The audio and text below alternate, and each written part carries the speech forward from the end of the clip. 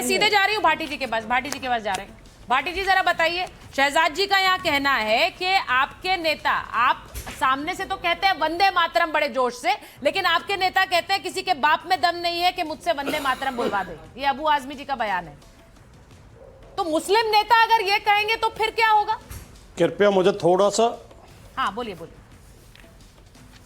सुचरिता जी कृपया मुझे थोड़ा समय दिया जाए और मेरी बात सुनी जाए।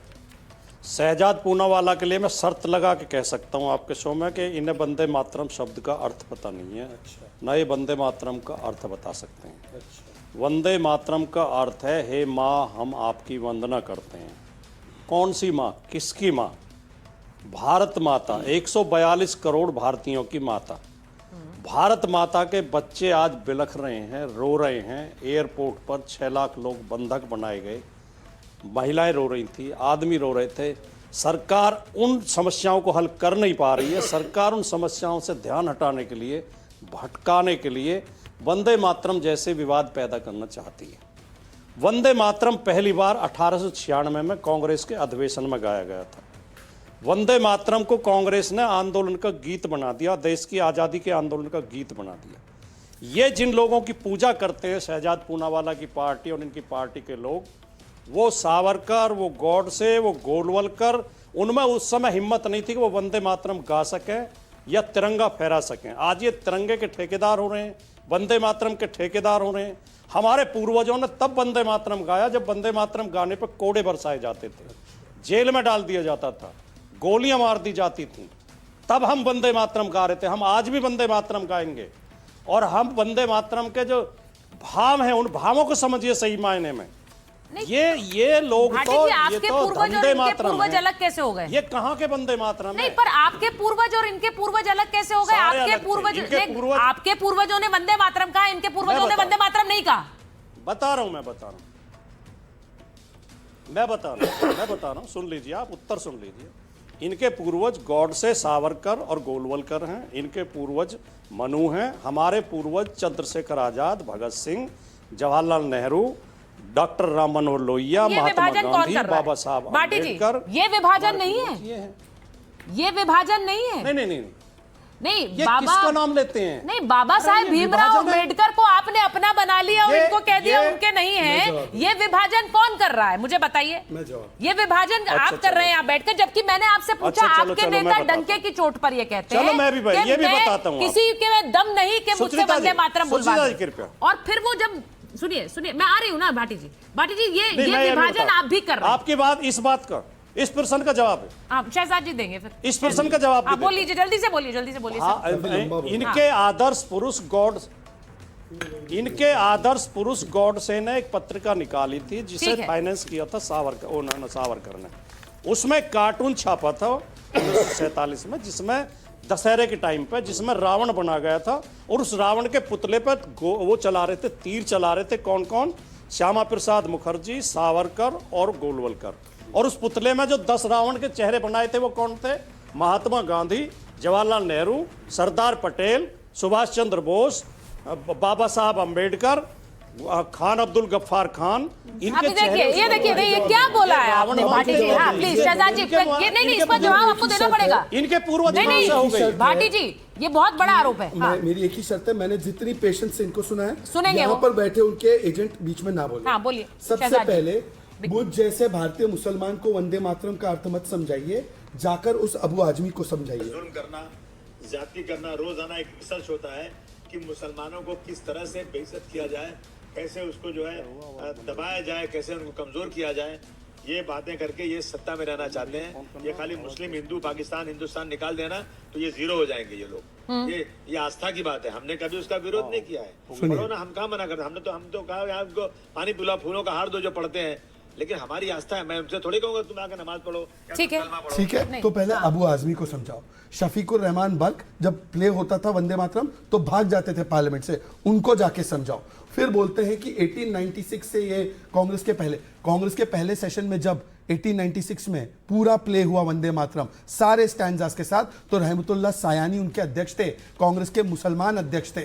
ना महात्मा गांधी को समस्या थी, ना रजाउल करीम को समस्या थी, ना बदरुद्दीन तैयब जी को समस्या थी, ना मौलाना आजाद को समस्या थी। पर नेहरू जी को क्या लगा? नेहरू जी कहते हैं और मैं आपको कोट करके बताता हूं, ये मुसलमानों को चिढ़ाएगा। फिर जिन्ना से कहते हैं कि हाँ मुसलमान इससे ऑफेंड तो बहुत होंगे, हाँ इसमें सब्सटेंस है कि बहुत ज्यादा लोग इससे प्रभावित होंगे। अरे भाई, जो बात मौलाना आजाद को समझ में नहीं आ रही थी वो नेहरू जी को समझ में आ रही थी कि एंटी मुस्लिम है। गजब है। और आज की बात करते हैं, आज भी अगर आप देखेंगे, मैं आज बोलता हूं, राहुल गांधी कहां थे आज की चर्चा में? राहुल गांधी वीपी ओथ में नहीं आते, सीजीआई के ओथ में नहीं आते, राहुल गांधी शुभांशु शुक्ला के डिस्कशन में नहीं आते, वंदे मातरम के डिस्कशन में नहीं आते, पर मुझे पुतिन से मिलना है, मुझे क्यों नहीं बुलाते? अच्छा, राहुल गांधी जी से पूछिए कि बाकी सब तो छोड़ दो, राहुल गांधी ने खुद ने कितना मान किया, मैं आपको उदाहरण के तौर पर बताना चाहता हूं। यह है सिद्धरमैया, कांग्रेस पार्टी के लोग वंदे मातरम ना बोले, सिद्धरमैया का बयान। फिर राहुल गांधी, 2 स्टैंजा बच्चे अभी तो, उसमें भी राहुल गांधी ने बोला केसी वेणुगोपाल को, मेरे पास टाइम नहीं है, जल्दी से 1 स्टैंजा में निपटाओ वंदे मातरम। ये हिंदू में रिपोर्टेड है। अब आखिरी बात पे आना चाहता हूं। इन्होंने बोला कि हमने तिरंगा नहीं फहराया, हमने तो कुछ नहीं किया, यही लड़ाई लड़ रहे थे ना।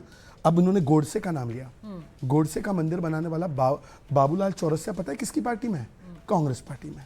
इन्होंने अंबेडकर, लास्ट अंबेडकर जी की बात की ना, अंबेडकर जी को भूमाफिया एक ही व्यक्ति ने बोला है, पता है उसका नाम क्या है? मिस्टर आजम खान।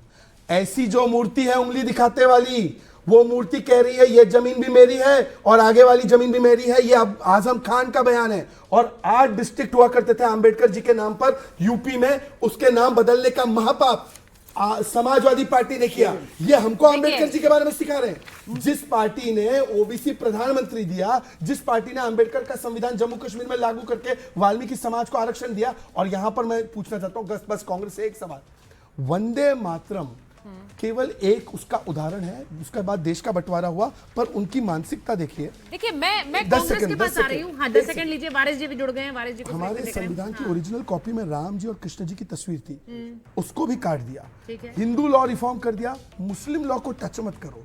सोमनाथ का विरोध किया, बाबरी के लिए सरकारी पैसा दे दो। ये सब तब से शुरू हुआ और आज तक ये चल रहा है। देखिए, भारतीय राजनीति, अब ये जो बात कही जा रही है वारिस साहब के मुस्लिम तुष्टीकरण के तहत इतने फैसले लिए गए, वो तो राष्ट्रगीत से शुरुआत हो गई।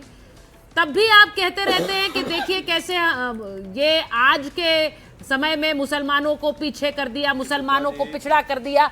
ये कह रहे हैं, सीधी बात है, मैं आपसे पूछूंगी, मुस्लिम लीग ने कहा तो गीत बांट दिया, फिर विभाजन मांगा तो देश बांट दिया। ये हुआ कि नहीं हुआ वारिस साहब? देखिए सुचरिता जी, सबसे पहली बात तो यह है कि वंदे मातरम नेशनल सॉन्ग है, हम इसका आदर और सम्मान करते हैं। जो पढ़ता है पढ़िए, कोई इसको किसी को दिक्कत भी नहीं है, कोई किसी को रोकता भी नहीं है।